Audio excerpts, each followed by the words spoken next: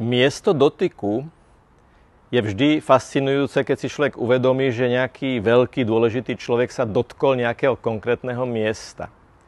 V živote Janka Havlíka máme ten kuriózny moment, keď sa on dotkol smetiaka. A síce konkrétne tohto smetiaka niekoľko minút pred smrťou, keď išiel okolo neho, prišlo mu tak zle, že sa o niečo musel oprieť a tak sa oprel o tento smetiak, kým ho lekár, ktorý býval v dome za tým smetiakom, nevzal k sebe a nekonštatoval jeho smrť.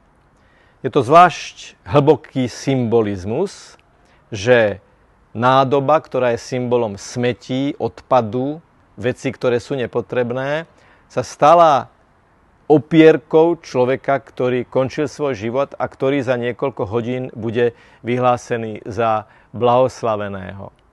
Kombinácia čistého a nečistého, čistého človeka a symbolu nečistoty je veľkou výzvou aj pre nás uvedomiť si, že nie to nás determinuje, čo je nečisté okolo nás, ale determinuje nás to, čo je čisté alebo nečisté v našom srdci. A Janko Havlík, opretý o smetnú nádobu, pre mňa osobne je veľkou výzvou a symbolom človeka, ktorý, ak je vnútorne čistý, ak má v najhlbšej hĺbke svojho srdca čisté, dobré, láskyplné úmysly, nič ho nemôže znečistiť, ani smeti, ani nečistota, ani pokušenia tohto sveta. V evanjeliu tejto nedele čítame fascinujúce slová. Duch oživuje.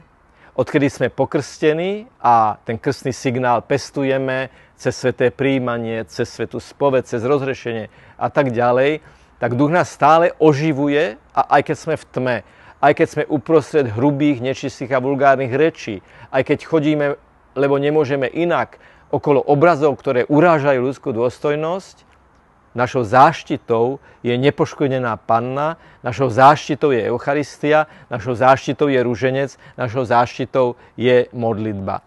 Nie preto, aby sme sa izolovali od sveta, ktorý je nečistý, ale aby sme tej časti sveta, ktorá je nečistá, pomohli objaviť krásu čistoty, ktorá vedie k svetlu, radosti a vnútornému pokoju.